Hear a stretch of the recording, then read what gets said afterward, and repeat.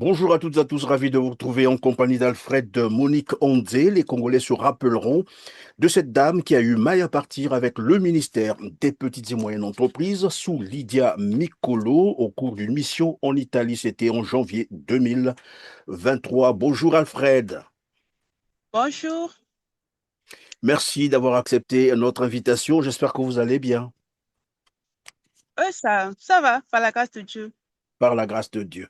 Merci. Alors, nous allons donc revenir sur votre affaire qui vous retient d'ailleurs en Italie. Quels sont donc les derniers développements sur votre affaire contre Fabrizio Gardelli? Le 10 décembre, il y a eu procès. Le 10 décembre Oui. de l'année qui vient de s'achever, 2025, il y a eu procès. Et là, nous attendons encore le verdict. Il y a eu procès, pourtant, entre-temps, on nous avait dit qu'il y avait un petit souci, que le dossier avait été classé. Que s'est-il passé concrètement? Ce qui s'était passé, c'est que l'avocat congolais, avec les frais du contribuable congolais, au lieu de me défendre, travaillait contre moi. Donc, il défendait en fait le violeur. L'avocat congolais Et travaillait contre vous, c'est-à-dire, ouais, au départ, Monsieur Ebessa avait trouvé une avocate italienne. mhm, Cette avocate travaillait et elle ne parlait que l'italien. Donc, entre elle et moi, il ne pouvait pas avoir un dialogue et c'était pas du tout facile. Donc, moi, je disais autre chose et l'interprète Ebessa disait ce qu'il voulait. Bon, ce n'était pas du tout facile. Et après, ils ont trouvé un avocat italo-congolais, un noir. Noir, sa maman tient une association, Moissy, et celui-là était censé faire l'interprète. À ma grande surprise, ils se sont arrangés de telle sorte que l'avocate italienne soit mise de côté et lui remplace pour clore le dossier en fait. et l'avocat dont vous parlez là, qui serait italo-congolais, c'est ça ce que j'ai cru comprendre. D'origine Oui, congolaise, c'est ça? oui, c'est ça. Mais qui vous l'a confié en fait? Ce sont les gens de l'ambassade. En fait, c'est l'ambassade du Congo en Italie qui a tout géré, qui m'a mis en contact avec tout le monde. Et vous disiez qu'il avait été payé, c'est ça? Donc par l'ambassade du Congo en Italie. Oui. Vous aviez une idée sur le montant qui lui avait été payé? Le montant que lui, il a perçu, je ne sais pas. Par contre, le montant perçu par la blanche, il s'agissait de 8 000 euros. Et pour recevoir cet argent, ce n'était pas facile parce que, premièrement, il lui avait donné un chèque et quand elle est vérifiée, après beaucoup de temps, l'argent n'était pas arrivé dans son compte. Il y a eu quelques problèmes. Bon, je ne rentre pas dans les détails concernant ce problème de paiement. Elle voulait même porter plainte au gouvernement congolais et ils ont fini par payer ces 8 000 euros et lui imposer certaines choses.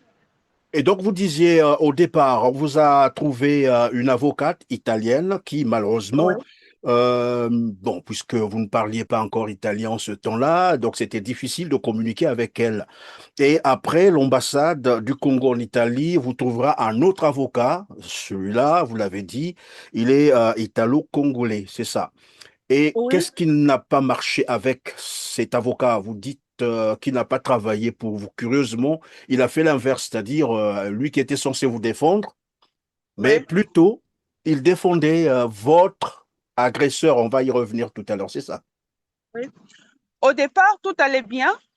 Il jouait à l'interprète parce qu'au départ, il était là pour interpréter. Tout allait bien. Et curieusement, il est arrivé à un moment où on lui imposait. Il m'avait dit que les gens de l'ambassade lui imposaient certaines choses. Quoi On lui par imposait exemple, certaines choses. pardon, quoi par exemple, qu'est-ce qu'on lui imposait? Il devait faire ce que l'ambassade lui ordonnait de faire. Par exemple, il fallait brouiller les pistes, et il fallait me faire sortir de tous les centres où j'étais parce qu'il est arrivé un moment où la police cherchait à m'écouter, cherchait à rentrer en contact avec moi et c'est lui qui était mieux placé pour montrer là où j'étais. Donc lui, il a eu pour mission de brouiller les pistes Tout le temps que je me trouvais dans un centre, il venait me faire sortir de ce centre-là. Il n'a fait que ça, en fait. Au départ, je ne comprenais pas, jusqu'à ce qu'on m'explique le pourquoi. Il m'a fait sortir de ce centre-là. Il y a eu tellement de choses. Et en plus de cela, il a eu une mission de faire une demande d'asile, de me faire exiler pour qu'on dise que j'ai eu à mentir pour rester en Europe. Oui, donc, avec les complices de l'ambassade du Congo en Italie, ils m'ont exilé et ils ont fait rentrer cela au tribunal. En fait, vous C'était êtes en pour train de nous démontrer. dire que finalement, cet avocat italo-congolais, je ne sais pas comment il s'appelle, vous avez une idée sur son nom? Oui, Samba, Peter Paludi. Samba, Il Peter m'a fait Paloti. Et beaucoup de donc, mal. au lieu de vous défendre, il s'est plutôt illustré à chercher à, en fait, à boycotter, c'est ça, c'est faire de sorte que vous ne soyez pas en contact avec les services, disons, de l'administration italienne, question de brouiller les pistes, comme vous avez dit. Oui, Et alors, donc, est-ce que pendant qu'il était en train de faire tout ce travail, dans le même temps, vous étiez écouté par la justice? Est-ce qu'il vous rapportait des informations concernant évidemment votre affaire? lorsque le problème a eu lieu, le lendemain, le ministre conseiller Oui. et quelques personnes qui travaillent à l'ambassade du Congo en Italie qui étaient venues à l'hôtel nous récupérer. Je n'étais pas seule. Il y avait moi et un autre monsieur nous récupérer et il nous avait dit, il nous avait fait comprendre qu'on allait voir son Excellence, monsieur l'ambassadeur, pour lui parler de ce qui s'était passé.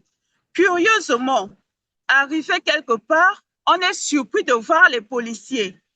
Et c'est là qu'on nous dit que non, au lieu de nous emmener voir l'ambassadeur, ils nous ont conduits directement à la police. Donc, ils nous ont mis devant le fait accompli. On conduit à la police sans avocat et sans personne. Il y avait M. Ebessa, le ministre conseiller, et lorsqu'on arrive à la police, et c'est ce jour-là que la police m'avait écouté. La seule fois, au fait, il y avait le matin et peut-être le lendemain. Mais moi, je ne parlais pas l'italien en ce temps-là. Je ne comprenais absolument rien. Et les policiers avaient demandé à M. Bessa à ce qu'il prenne un interprète. Donc, les policiers voulaient prendre un interprète venant leur propre interprète. M. Bessa avait fait comprendre à la police que non, il parle italien, il pouvait faire l'interprète. Malheureusement, malheureusement, il a raconté ce qui lui semblait bon.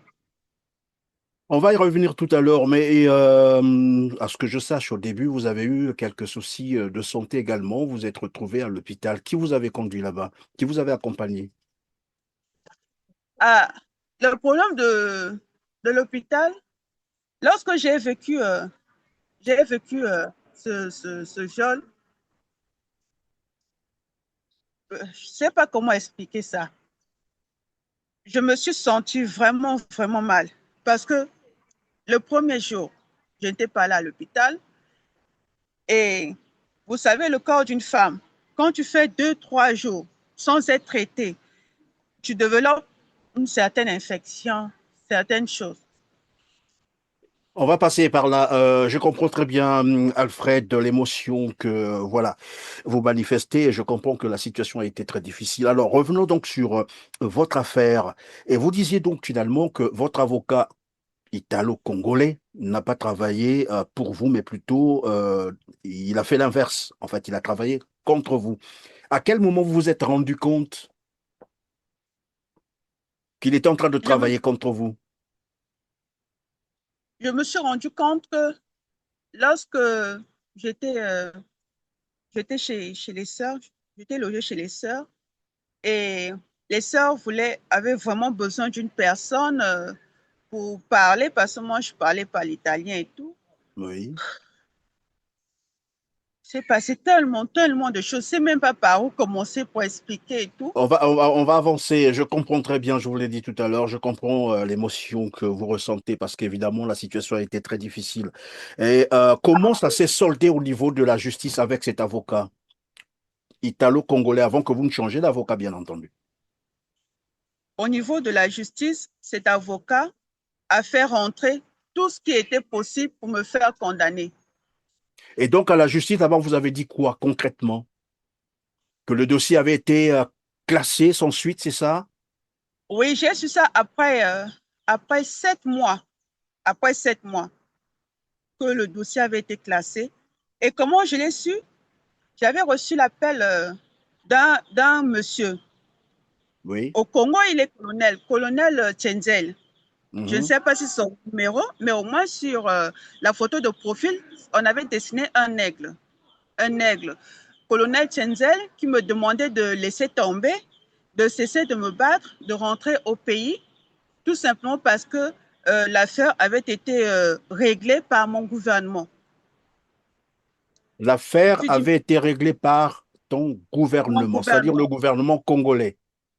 Oui, donc les Oui. deux. Mon gouvernement s'était arrangé de telle sorte que l'affaire soit réglée. Donc, je perdais mon temps, que je ne devais plus perdre mon temps en Italie. Je devais rentrer au Congo.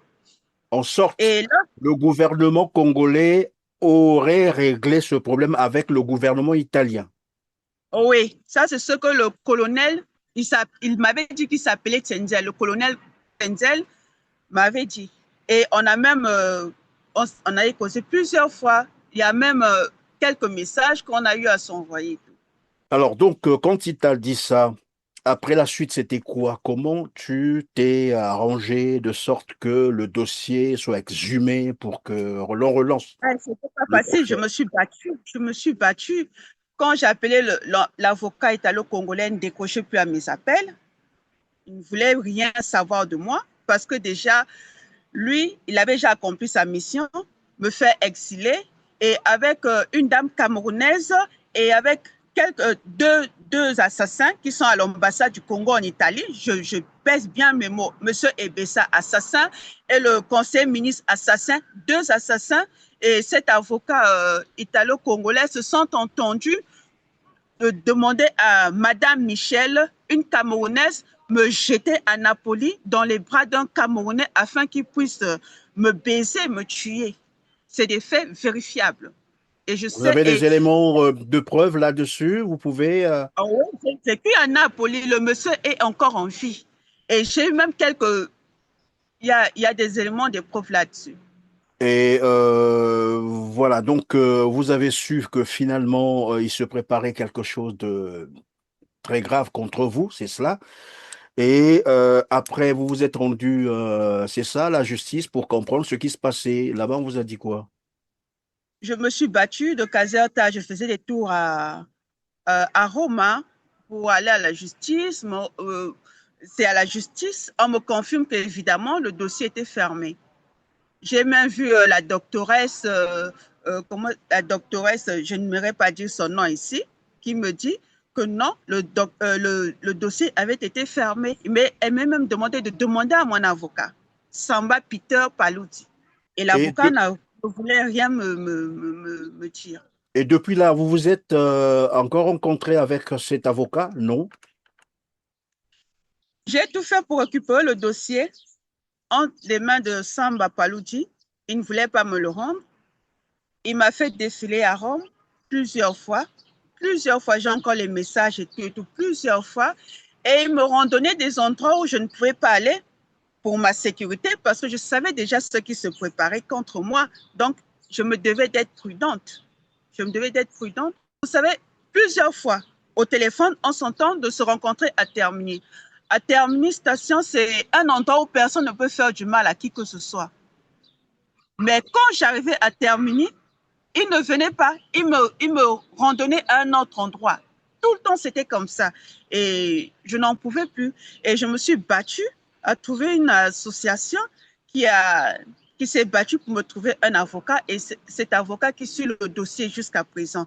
Et c'est cet avocat qui avait obligé à Samba Palouti de remettre le dossier.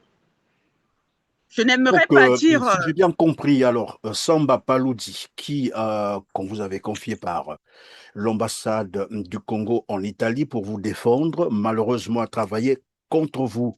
Ce même comment. monsieur, une fois que vous vous êtes rendu compte que finalement votre dossier avait été classé sans suite. D'accord. Vous avez cherché donc à rencontrer cet avocat pour qu'il vous en dise certainement plus et qu'il vous remette aussi le dossier. Et là, il commence à vous balader, à vous donner Ouais. rendez-vous à des endroits où soit il ne se présente pas, soit bon, des endroits où vous ne pouvez pas arriver parce que, Oui, pour la comme vous sécurité, l'avez c'est dit, pour les ça. raisons de sécurité. Vous nous disiez également que finalement, au lieu de défendre votre dossier au tribunal, lui, il est allé plutôt demander l'asile pour vous. Est-ce qu'il vous en avait parlé avant qu'il ne demande l'asile pour vous? En fait, il m'avait parlé d'une protection. Protection, comment est-ce qu'on appelle, suicidaire, je ne sais pas quoi. Et moi, je lui ai dit, c'est quoi? Moi, je ne connaissais pas l'italien. J'ai dit, c'est quoi? Il me dit, non, c'est, tu vas aller ici, là, en Italie, tu n'es pas protégé. Tu n'es pas protégé. Ils vont te protéger contre cet homme. C'est ce qui me fait comprendre que je devais être protégée contre cet homme ou une personne quelconque qui risquerait de me faire du mal. Mais je ne savais pas que c'était l'asile politique. Et quelque temps après, lorsque je découvre, je me renseigne, j'ai commencé à me renseigner, j'ai commencé à fréquenter certaines personnes. Je me pose la question, c'est quoi ces protections suicidaires? On me dit non, c'est l'asile politique. J'ai dit l'asile politique, comment ça? J'ai appelé les gens de l'ambassade du Congo en Italie. J'ai appelé l'ambassade du Congo, j'ai appelé certaines autorités à l'ambassade du Congo. On s'est même écrit, j'ai encore des messages, j'ai dit, je ne veux pas de l'asile politique. J'ai des enfants au pays. Je suis venue en Italie, c'était pour une mission et rentrer. Je n'ai pas payé mon billet depuis le Congo pour venir demander l'asile politique ici en Italie. Et les autorités de l'ambassade du Congo m'ont dit, non, ce sont les autres qui viennent du haut sommet. Ce sont J'ai les jamais ordres qui viennent du haut sommet sommet. Oui, pour qu'on demande l'asile pour toi. oui, oui. Je n'ai jamais compris qui était ce haut sommet ou qui est ce haut sommet, mais c'est ce qu'on me disait, ce sont les autres qui viennent du haut sommet. Et quand ils ont demandé l'asile, Oui, ça ne s'est pas arrêté là, parce que quand on demande l'asile et tout, un temps, on a besoin que la personne aille signer ou on a besoin de faire un permis de séjour. La naturellement, date, oui. la date arrive, on m'appelle à la questura. S'ils appellent ça questura, moi je connais rien, je ne parle pas l'italien. Je vais comme ça, on me dit, mais tu es seul? Je dis oui, mais appelle ton avocat. Ils ont appelé l'avocat à la questura. L'avocat n'est jamais venu. Il ne s'est jamais présenté à la questura. Et pendant Il que a perdu tout, son grand-père. Il ne s'est jamais présenté. Jamais. Et même le dernier centre dans lequel j'ai vécu à Rome, centre Sabotino, parce que dans le centre, ils voulaient savoir qu'est-ce qui se passait réellement, parce qu'ils avaient compris que ça n'allait pas. Ils ont appelé plusieurs fois l'avocat, il ne s'était jamais présenté. Quand il a eu la pression du centre et de la psychologue qui me suivait, ils ont décidé avec les membres de l'ambassade du Congo en Italie de me sortir de ce centre. Moi, je ne comprenais rien. Donc, ils ont cherché un boulot. Euh, il fallait aller garder la tante d'un avocat. Je ne savais pas que le monsieur était avocat, d'un avocat. Et donc, il fallait que je sorte de ce centre-là. Ils m'ont fait travailler jour et nuit. Donc, j'habitais maintenant ailleurs. Le centre ne voulait pas que je sorte de là, mais ils ont tout fait pour que je sorte de ce centre.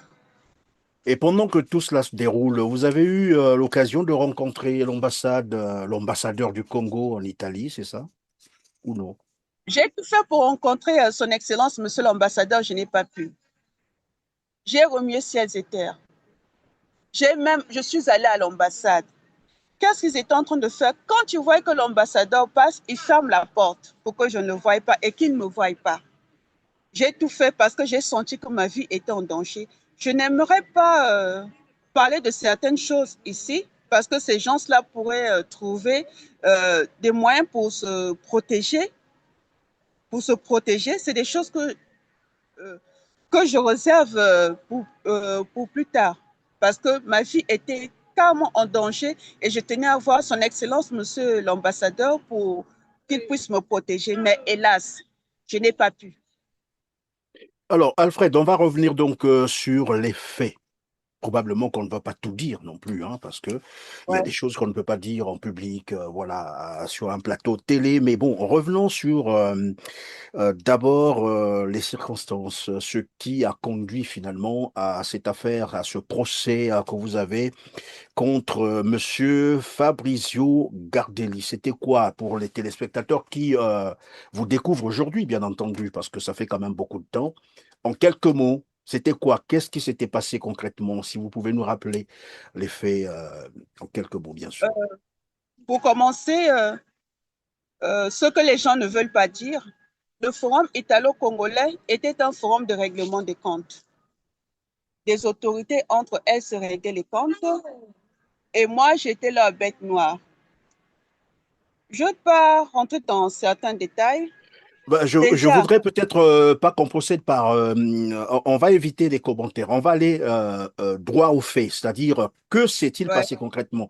Vous étiez au Congo, après vous vous êtes retrouvé en Italie et il s'est passé quelque chose qui finalement a conduit à ce que nous sommes en train, voilà, ce sur quoi nous sommes en train d'échanger. Donc je veux que vous restez dans les faits, pas dans les commentaires, pas dans les, voilà, les analyses. ce ne Qu'est-ce qui sont pas s'était des passé? analyses, ce sont les faits. C'est ce qui s'est Oui, voilà, passé, je ce veux que qu'on j'ai reste sur les faits. Allez-y donc, en quelques mots, ce en qui s'est quelques mots, passé, j'aime. ce que j'ai vécu. Le jour de l'ouverture du forum, Son Excellence, Monsieur le Président de la République, a fait un tour de table et devant ma table, il a mis beaucoup de temps. Il a mis beaucoup de temps, on causait, il me demandait même de parler en lingala. Et il a fait plus de 5 minutes, hein, parce que j'ai pris beaucoup d'espace. Il n'y avait pas que mes œuvres d'art. Pardon, Alfred, vous allez m'excuser de vous interrompre par moment. Je veux qu'on parte du Congo. D'abord, avant d'arriver en Italie, et puis en Italie, ce qui s'est passé. Au Congo, ça s'est passé comment? Vous travailliez au ministère, c'est ça? Vous étiez agent au ministère des petites et moyennes entreprises, ou bien collaboratrice, ou partenaire? C'était quoi? Non, au Congo, je ne travaille pas au ministère de Petites et Moyennes Entreprises. Oui. Par contre, j'exposais tout le temps. Et puis, au Congo, j'avais de bonnes relations avec Son Excellence Lydia Mikolo, une dame que j'admirais beaucoup en ce temps-là, une dame pour laquelle je pouvais mettre ma main à couper en ce temps-là. Et en ce temps-là, elle m'aidait lorsqu'il y avait des expositions. Madame Mireille Opa s'arrangeait à enlever mon nom dans la liste des exposants. Donc, tout le temps, j'étais obligée de faire recours à son Excellence, Lydia Mikolo, pour que mon nom puisse être mis euh, dans la liste. En sorte, vous participiez aux expositions, les arts, puisque vous êtes artiste, c'est ça, non? Oui, Donc, vous participiez, vous preniez part à ces expositions qui étaient organisées par le ministère des Petites et Moyennes Entreprises. Et donc, vous étiez en sorte une partenaire par votre, je ne sais pas s'il faut dire profession, c'est ça? oui, mais exposer n'était pas facile. Participer à ces expositions n'était pas facile au Congo. Et alors, après arrivera cette mission où le ministère des Petites et Moyennes Entreprises, en ce temps-là, c'était, la ministre, c'était bien sûr Lydia Mikolo, c'est ça. Et donc, il y a une mission comme ça qui va avoir lieu, une mission pour l'Italie, c'est ça. Ouais. Et comment vous avez été enrôlé dans l'équipe? Comment ça s'est passé? J'avais été sélectionnée par la ministre Oui. et pour la plupart des expositions, c'est elle qui me sélectionnait toujours. Que ce soit au pays ou ailleurs, c'est elle. Tout simplement parce que à l'Agence nationale de l'artisanat, je n'ai pas droit à exposer. Donc, j'étais soumise à plusieurs primades. Et donc, la ministre, Lydia Mikolo, était tout obligée d'intervenir pour que je puisse exposer. La veille, il y avait une réunion au cabinet du Petite et Moyenne Entreprise. Et ce jour-là, j'avais eu à reprocher, exposer une dame devant tout le monde euh, à cause de sa manière de faire les choses, de gérer les choses, parce que tout le temps, lorsque nous allons à des expositions ou à l'étranger, au pays, nous sommes toujours brimés. Et pour moi, cette réunion était pour moi une occasion de mettre les points sur les i, de telle sorte que certaines choses ne se reproduisent, telles que nous sommes allés à la foire de Paris, s'est passé beaucoup de choses et je ne voulais pas qu'arrivé en Italie se passe encore ces mêmes choses. Et exposer cette dame Mireille Opa a été pour moi ma porte d'entrée en enfer. Bon, Elle ne me ok, l'avait pas pardonné. d'accord. Si on peut pas vraiment s'attarder sur les détails, est-ce que vous aviez pris en charge votre voyage ou bien c'est le ministère qui avait pris en charge votre voyage? Et tout le temps que je voyage, je prends toujours en charge mon voyage. Alors que vous voyagez sous Aller la à belle. Paris, à la foire de Paris, Mireille Opa avait pris une somme de 700 000 francs, aller pour venir en Italie au cabinet de la ministre, le financier, il est signé par POB, il avait pris 550 000, je crois. Je dois avoir le reçu, il faut que je regarde encore, mais j'avais donné de l'argent. Vous nous expliquez tout à l'heure que vous payez l'argent alors que c'est une mission d'État, c'est-à-dire c'est le ministère des petites et moyennes entreprises qui devait se rendre en Italie pour des raisons voilà, de partenariat avec bien sûr l'Italie, mais on vous demande encore à vous de payer l'argent alors que lorsque c'est comme ça, c'est le trésor public qui décaisse l'argent. Bref, mais est-ce que vous étiez seul ou bien comment ça se passe? Parce que nous apprenions également qu'il y a d'autres personnes qu'on enrôle comme ça, qui n'ont rien à voir avec le ministère des petites et moyennes entreprises. Bah, généralement, tu vois, un peu en lingala, on les appelle les banangoulous. Est-ce que on peut en parler? Oui, évidemment, c'est vrai, il y a eu beaucoup de gens qui avaient voyagé avec nous et arrivé à l'aéroport à Rome et ils avaient pris la fuite. Il y a même une qui me demandait qu'on s'en aille. Je lui ai dit non, je suis venue pour exposer, je suis venue honorer mon pays, donc moi je ne vais pas. Je dois accomplir ma mission, la mission pour laquelle je suis venue en Italie. Oui, c'est Est-ce que vrai. ça veut dire qu'après cette mission, au-delà de, voilà, on va revenir sur votre affaire, ça veut dire que lorsqu'ils sont rentrés au Congo, ces personnes-là sont restées en Europe, en Italie? Quand Ah, on arrive à l'aéroport, sans citer leur nom, bien entendu, hein, on ne veut pas, mais juste savoir si c'est une déjà réalité. lorsqu'on arrive à l'aéroport, chacun prend sa route. Il y a une qui m'a demandé à ce qu'on s'en aille. Donc quand on arrive à l'aéroport, à Rome, certains prenaient déjà leur route. Donc, dans la liste, sur la liste, on est nombreux. Et quand on arrive à l'aéroport, on se disperse. Et le jour de l'exposition, on se rend compte qu'il y a eu beaucoup d'étapes vides. J'étais obligée, par exemple, en Italie, beaucoup avaient pris la fuite. J'étais obligée de prendre au moins 5 tables pour cacher le vide, pour ne pas exposer mon pays. Malheureusement, et c'est moi qui me retrouve sacrifiée alors que je protégeais mon pays, que les gens ne sentent pas que non, il y avait le vide, que tout le monde avait déserté. Et donc, Pour vous avez, payer mon billet d'avion, j'ai payé les frais de visa, 50 000 francs. J'ai payé l'assurance. L'assurance. Donc, il y avait le ministère nous avait imposé tellement de choses à payer. J'ai payé tout cela. alors, une fois que vous avez payé tout cela, le jour du voyage est arrêté, vous devez partir donc du Congo pour l'Italie, vous êtes arrivé en Italie, vous disiez que bon, après l'activité a commencé, vous avez commencé à exposer, vous avez pris des stands d'exposition, et là vous nous apprenez d'ailleurs que vous êtes obligé de, pour couvrir évidemment tout ce qui se passait derrière cette Ouais. magouille, vous étiez obligé de prendre 5 stands comme ça pour protéger, enfin, pour ne pas exposer le pays, c'est ça. C'est à Oui, cette c'est ça. occasion que Denis Sassou Nguesso va visiter votre stand, c'est ça. Oui, il a visité mon stand. Il était content. Il avait même choisi une œuvre d'art Et il avait ordonné à ce que le général Dominique Okemba récupère cette œuvre et avait dit au général Okemba que lorsque j'arrive à Brazzaville, qu'il devait me recevoir et je devais être payé. Et pas apprécié le fait que le président ait mis du temps devant ma table et ait ordonné au général Okemba Dominique de me recevoir à Brazzaville. Qui n'avait pas apprécié.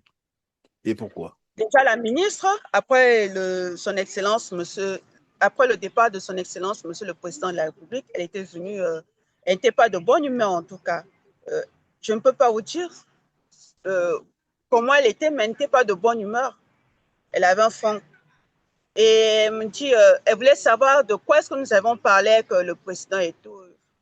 Je lui ai expliqué naïvement, mais je n'ai pas compris pourquoi est-ce elle n'était pas contente. Alors qu'à Brazzaville, c'est une dame que j'ai toujours appréciée, mais là, je n'ai pas compris son état d'âme. Mais donc, est-ce que c'est une indiscrétion de savoir ce que Denis Sassou Nguesso vous avait dit? Allô? Oui, vous m'entendez? Oui, là, j'entends. Je posais la question de savoir si c'est une indiscrétion de nous dire ce que Denis Sassou Nguesso vous avait dit ce jour-là. Vous riez, bon, on va passer. Alors, donc, après cette exposition, Ça ne dérange pas. On parlait de la culture congolaise. Il oui, me demandait de lui présenter mes œuvres, de lui expliquer la signification de ce que je fabriquais. Surtout que j'avais fabriqué un chasse-mouche et tout. Je devais lui expliquer. Mais je parlais en français et il me disait Loba na lingala. Yosa congolais, il faut le na lingala. C'est surtout ça. après, yo pe olobi na lingala, ndenge wana no. Na lobi na lingala. Na lobi na Boyokangaki lingala. bien, balobi na yo, donc, nakozwa oyo, pesa yango na Jean Dominique, amema yango na Aussitôt, Congo, après. aussitôt, le général Dominique Okemba est venu. Il a donné les instructions et aussitôt le général a récupéré l'œuvre qui n'est pas payée jusqu'à présent. A récupéré Bon, l'œuvre et tout. certainement qu'après cette émission, ils vont te faire un transfert parce qu'il faudrait qu'ils payent quand même votre. C'est une œuvre d'art et ça coûte cher, ils doivent te payer. Au-delà de tout ce qui se passe, bien entendu. Alors, après, qu'est-ce qui s'est passé concrètement pour que vous en arrivez à ce procès contre Fabrizio? Après le départ de son Excellence, Monsieur le Président de la République, Oui. l'atmosphère, l'atmosphère avait changé. Tout le monde était paniqué, je ne sais pas pourquoi. Et Madame Mireille Opa était venue nous demander de tout fermer et de nous en aller. On n'a pas compris pourquoi on devait tout fermer et partir. Donc, on est pu terminer l'exposition. On a fermé les choses, on est parti. Et, et quand on part, je crois que c'est le lendemain. Je n'ai plus, actuellement, je ne peux pas vous dire les dates. Je suis incapable Oui, de les vous faits, dire. hein. D'abord les faits, parce que de toute façon, l'affaire est au tribunal. On veut juste comprendre ce qui s'est passé. Les dates, les détails, ça c'est à réserver au Les dates, tribunal. je ne peux pas. Et Voilà. certains détails, je n'aimerais pas les citer ici. Voilà, Mais une chose est vraie, je vais directement à la soirée. je vous en prie. Euh, Avant même la soirée, déjà le dernier jour de l'exposition, Oui. Son Excellence, Monsieur l'ambassadeur du Congo, avait dit devant tout le monde en pleine activité qu'il félicite ces artisans qui ont payé le billet eux-mêmes, qui ont tout décaissé eux-mêmes pour participer à ce forum. Donc, déjà, l'ambassadeur avait lâché cette bombe devant tout le monde en tout cas. Et le soir, il y a eu dîner, banquet. Je tombe directement à la... Ce soir, je n'ai pas envie de sortir. Je ne voulais pas sortir, je ne voulais pas aller à ce banquet, mais c'est une artisane lesbienne, excusez-moi parce que je dois le préciser, c'est une artisane lesbienne qui a partagé la chambre avec moi, qui m'a fait sortir, qui m'a demandé à ce que nous allions au dîner. Je lui ai dit, mais je n'aime pas sortir le soir, je suis fatiguée. Elle dit non, allons-y, nous serons ensemble. Donc, elle m'avait persuadée qu'elle ne me laisserait pas seule. Curieusement, arrivée dans la salle de banquet, cette dame qui était censée être à mes côtés, être avec moi, me laissait seule, aller s'installer ailleurs.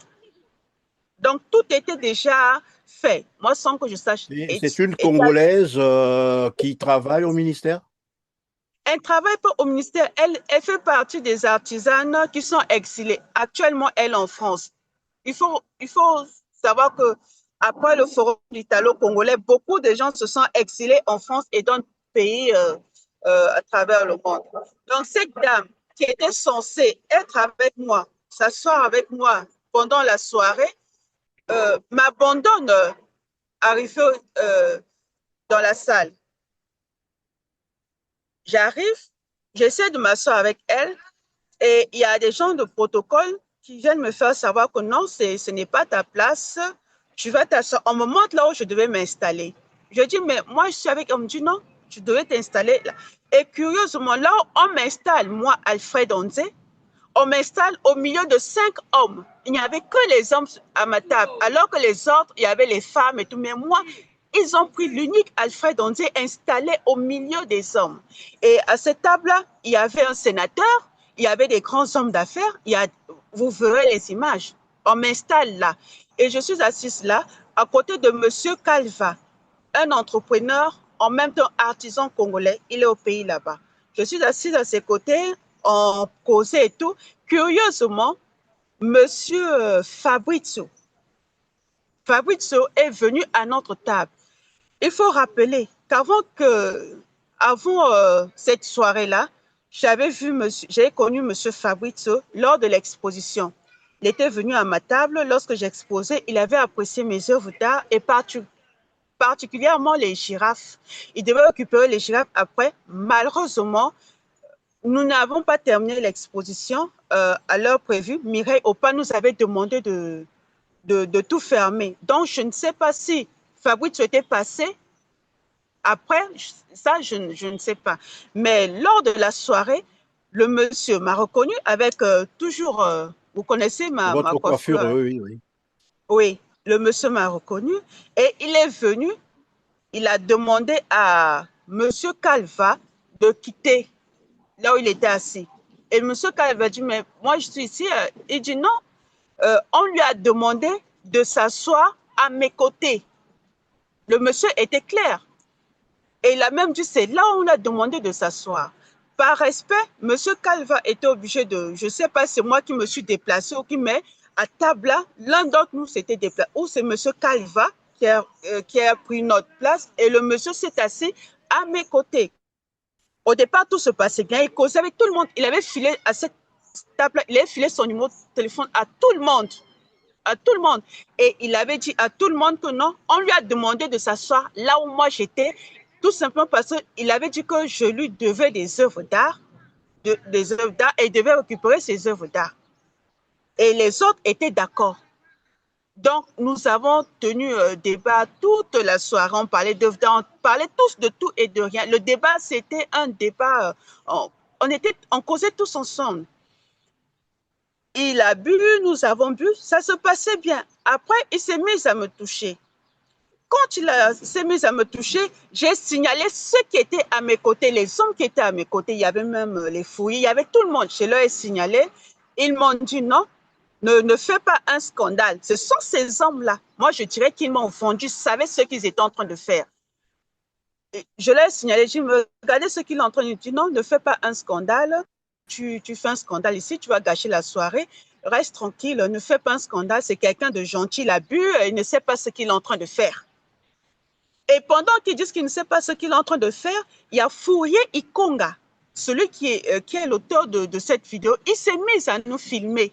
Il filmait spécialement notre table. Il s'est mis à nous filmer. Et quand le blanc a vu qu'il était en train de filmer, et les autres qui étaient à cette table ont vu qu'il était en train de filmer, on dit, mais qu'est-ce que tu es en train de faire? Il dit, non, non, je ne fais rien. Et on lui a même demandé de supprimer la vidéo. Fourier Ikonga a fait semblant. de manipuler le téléphone et il a dit, bon, j'ai supprimé la vidéo. Il n'avait pas supprimé la vidéo, il a pris la vidéo, il l'a cachée. C'est comme ça que c'est passé à table. Il a caché la vidéo, moi je ne savais pas.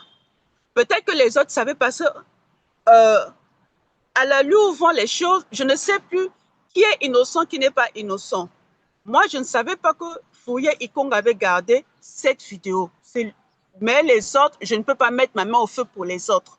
Parce que Oui, mais après, la vidéo s'est retrouvée, en ligne, c'est-à-dire sur les réseaux sociaux. Est-ce que c'était une façon de vouloir, en fait, vous passer pour une menteuse parce que et les gens savaient que ça devait dégénérer. La suite devrait dégénérer parce que tout à l'heure, on va comprendre avec vous ce qui s'est passé après. Donc, la vidéo se retrouve en ligne, une façon de dire que vous étiez consentante au moment de l'action et que vous tentez d'instrumentaliser la justice ou le public pour dire que vous avez été victime de viol. Bon, on va revenir tout à l'heure, mais arrivons d'abord à l'acte, ce qui va constituer finalement l'acte de viol. Après ce dîner, qu'est-ce qui s'est donc, passé après? après ce dîner, nous étions censés tous rentrer dans nos différents hôtels. Moi et les autres et certaines personnes étions logés à l'hôtel Culture. L'hôtel Culture. Et l'ambassade du Congo en Italie était censée envoyer un véhicule venir nous prendre. Je n'ai pas compris pourquoi le véhicule n'était pas arrivé. Le véhicule n'est jamais arrivé. Dans cette nuit-là, on devait se débrouiller pour rentrer. Le véhicule de l'ambassade n'est pas arrivé. Nous avons traîné. Le véhicule n'est jamais arrivé. Nous étions obligés de cotiser, prendre des taxis et rentrer à l'hôtel. Donc, on arrive à l'hôtel. Il faut d'abord signaler, je dois signaler ici qu'à cette soirée-là, j'ai eu rendez-vous avec le violeur, un rendez-vous pris ensemble avec les autres, parce qu'à cette table, on s'était entendu que après la soirée, une fois à l'hôtel, le gars devait Donc, venir à l'hôtel. vous aviez rendez-vous On avec, venait tous ensemble. pardon, Alfred, vous alliez dire, vous aviez rendez-vous avec Fabrizio, c'est ça, Fabrizio, oui, Fabrizio, après la soirée. Garde-Lit. Bon, je veux un peu ces précisions parce que nous sommes en pleine émission. Pour l'instant, il n'est pas encore condamné pour viol. Cependant, le procès, vous avez dit, est presque à la fin et nous saurons tout bientôt là le verdict donc du tribunal là, sur ce procès. Et pour l'instant, on peut continuer voilà, à le considérer Oui. comme présumé coupable. Étions Donc à table, voilà, Fabrizio. ces précisions-là sont importantes parce que voilà, nous sommes à la télé, il faut être un peu sévère avec l'utilisation des termes. Et donc, votre présumé violeur vous Ouais. rencontre à l'hôtel cette fois-là. Donc, vous disiez tout à l'heure que l'ambassade du Congo en Italie vous avait promis un moyen de transport. Et finalement, qui n'est plus arrivé, vous aviez attendu longtemps au point où vous étiez obligé, voilà, chacun de se débrouiller à sa manière, de Oui. prendre un bus et arriver à l'hôtel. Et que s'est-il passé à l'hôtel? Déjà, avant de partir à l'hôtel, il faut rappeler ici qu'à cette table-là, nous qui étions à cette table-là, moi et les 5 ou 6 hommes, je connais plus le nombre d'hommes, nous qui étions à cette table-là, avions tous rendez-vous avec Fabrizio à l'hôtel Culture. Donc, la soirée devait continuer à l'hôtel. Quand je parle de continuer, donc après la soirée, il devait venir à l'hôtel récupérer ses œuvres d'art parce que le lendemain, je devais voyager. On devait se disperser. Nous avons tous Pendant que convenu vous allez ainsi. continuer, pardon, qui est Fabrizio en fait? Qui était-il? Ou qui est-il, Fabrizio Gardelli? Un partenaire Fabrizio, du c'est, ministère des petites et moyennes entreprises, c'est ça?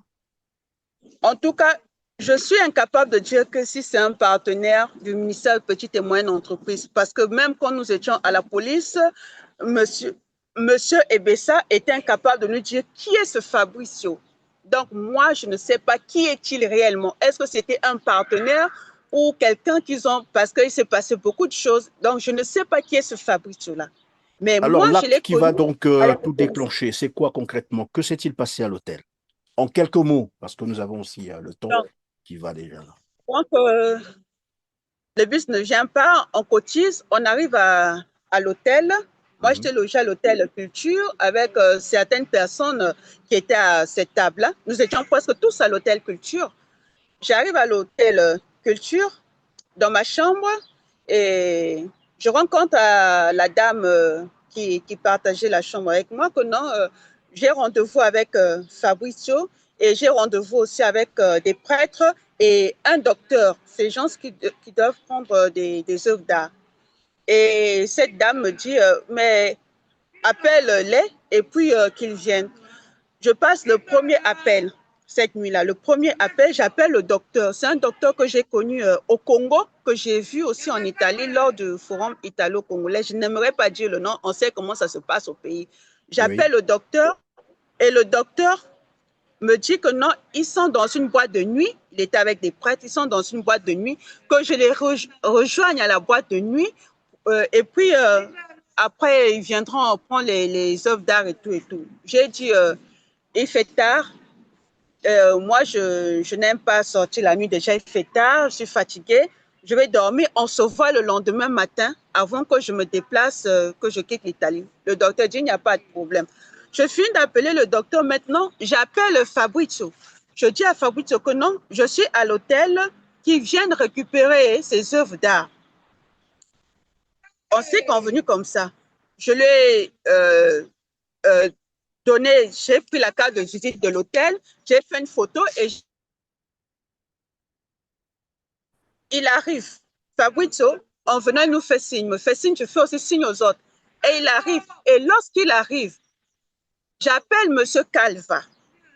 Il oui. dormait en face de ma chambre. J'appelle Monsieur Calva, le doyen. Je l'appelle, il dit que non, il y a Monsieur Fabrizio qui arrive, il doit venir prendre les œuvres d'art. Et Monsieur Calva dit aussi à d'autres personnes. Donc tous, ils savaient que Fabrizio arrivait. Et qu'est-ce qu'il me dit, Monsieur Calva? Monsieur Calva me dit, descends. Quand il arrive, tu descends, tu vas le chercher. Tu descends. Moi, c'est comme ça qu'on s'est entendu. Et lorsque Monsieur Fabrizio arrive, moi, je descends. Et quand je descends dans ma tête, je me dis qu'il est à la réception. J'arrive à la réception, je ne l'ai pas vu. Et je me suis posé la question, mais est-ce qu'il est vraiment dans cet hôtel? Je regarde à la réception, il n'était pas là. Maintenant, je l'appelle. Il faut rappeler que j'utilisais le Wi-Fi de l'hôtel. Je n'avais pas une SIM de l'Italie. Donc, hormis la réception, en dehors de l'hôtel, je n'étais plus joignable. Donc, il n'y a qu'à l'hôtel où je pouvais communiquer. J'appelle Fabrizio. Il me dit, il est là, mais à l'extérieur. Il a garé à l'extérieur de l'hôtel. À l'extérieur. Quand j'entends parler de l'extérieur, l'hôtel était grand. Moi, j'imagine, dans la cour de l'hôtel, le monsieur est là. Je sors maintenant de la réception, je me retrouve dans la cour de l'hôtel, je regarde de gauche à droite, je ne vois pas le monsieur. Je ne le vois pas. Et je rappelle le monsieur. Je dis, mais je ne vous vois pas. C'est là, il me demande maintenant de sortir de l'hôtel. Donc, je me retrouve maintenant, euh, ça c'est la guérite, je me retrouve maintenant en dehors de l'hôtel, devant maintenant l'hôtel.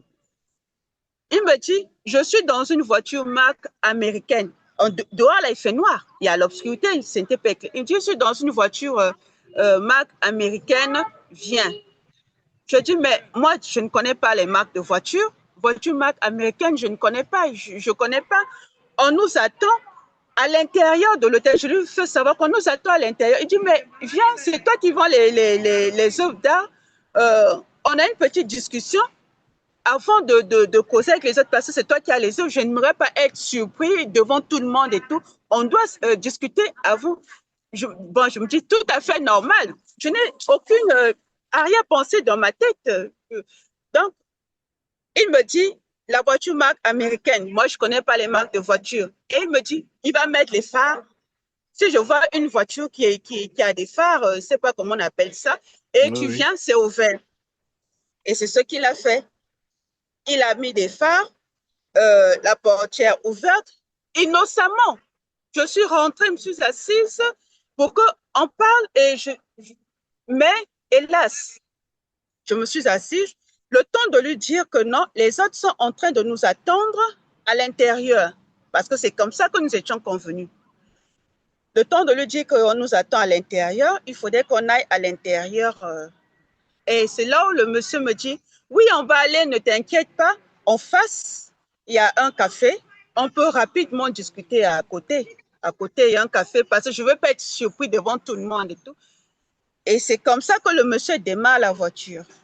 Et quand tu dis à côté, moi, je n'ai pas peur parce que de l'hôtel et de là, il disait, c'est 2 minutes. De l'hôtel, on voit là où il y a le café. Ça existe jusqu'à présent.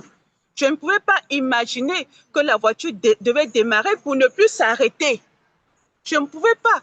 Et je ne pouvais pas imaginer qu'il pouvait me faire quelque chose. Ça ne pouvait pas trotter dans ma tête parce que je me dis que lorsque un ministère organise une exposition et une exposition où on a fait au président de la République et beaucoup d'autres autorités, les gens qui devaient participer à cette exposition devaient être des gens normaux, des gens Et de puis, un personne. évidemment, et les membres de la délégation seraient protégés, la moindre des choses, c'est Oui, ça. Donc, oui, on ne peut pas se je mettre. pouvais pas imaginer ce cinéma dans ma tête. À côté serait le véhicule a démarré pour ne plus s'arrêter. Et là, vous n'aviez plus de réseau non plus pour. Plus de réseau. Plus de réseau. Moi, je ne suis plus joignable. Et ce que je trouve anormal et ce qui me fait mal jusqu'à présent, que ceux qui étaient censés nous attendre, ceux qui m'ont demandé de descendre, d'aller prendre le monsieur, ils savaient que je n'étais plus, ils avaient constaté que je n'étais plus joignable. Personne n'a pris le soin d'appeler le monsieur pour dire où est Alfred. Alfred est porté disparu. Personne. Ils étaient tous là. C'est eux qui m'ont demandé d'aller le chercher. C'est eux qui m'ont envoyé. Ce sont les mêmes qui m'ont demandé à table de ne pas faire un scandale. Ce sont les mêmes, mais je disparais. Personne n'est incapable d'appeler même le monsieur pour dire, mais où est-elle? Nous vous attendons. Personne n'a appelé le monsieur. On a roulé. Je ne sais pas pendant combien d'heures, je suis incapable de vous dire, mais on est allé très loin. Arrivé quelque part, vous savez, si c'était dans un hôtel, je pouvais être sauvée. Ce n'était pas un hôtel.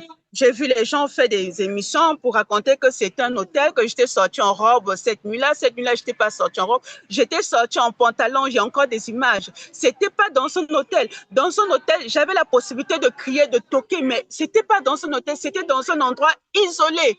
Je me suis retrouvée seule dans cet endroit. Seule, fermée. Je ne peux pas dire ce que c'est. Je ne peux pas dire. Je n'aimerais pas rentrer dans certains détails. Seule.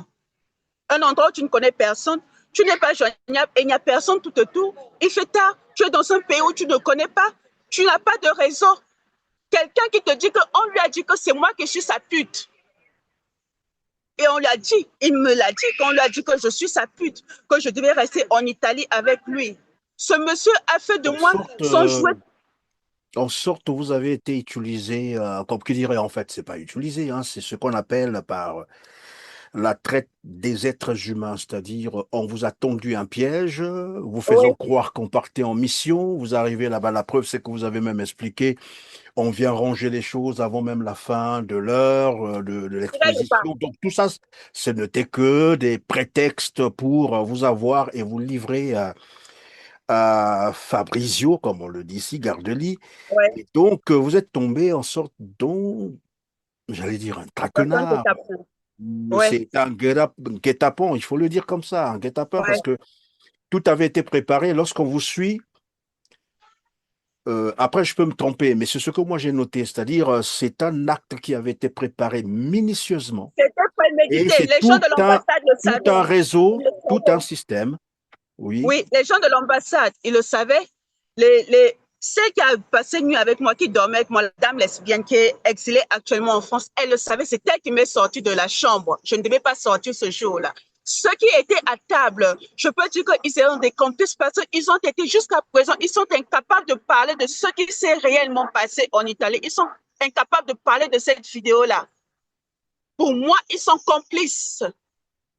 Et ça veut dire Leur que silence, Lydia Mikolo, qui est actuellement ministre du Commerce, mais puisqu'elle était en ce temps la ministre des petites et moyennes entreprises, est, j'allais dire, complice de la traite des êtres humains, parce que vous nous expliquez même à un moment donné qu'il y a d'autres personnes qui avaient été évidemment, voilà, qui étaient comptabilisées dans cette délégation, mais qui finalement sont restées en Italie. D'autres se retrouvent en France et partout ailleurs.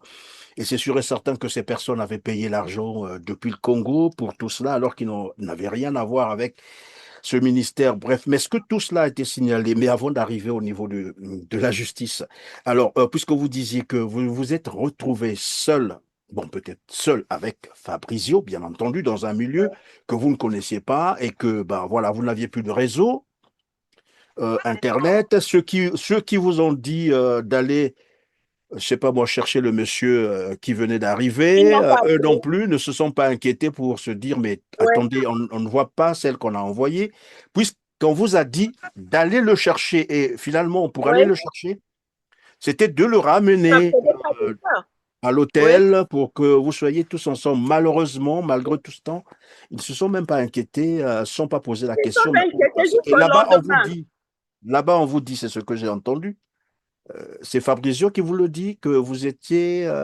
On lui a dit que Il m'a vous dit que serez. je suis sa pute. Qu'on lui a dit que je suis sa pute. Et, et cette nuit-là, sans vous le cacher, ce monsieur m'a traité comme on traite un chiffon, même pas comme un animal. Il m'introduisait tout ce qu'il trouvait dans mon corps de femme. Oui, Donc, Alfred, je nous paye sommes, mon pardon, moment. nous sommes aussi suivis par des enfants et donc on va se garder de certains termes. Bon, donc je retiens que finalement vous avez, le monsieur a abusé de vous, voilà, commis des actes, comme vous l'avez dit tout à l'heure, de viol sur vous.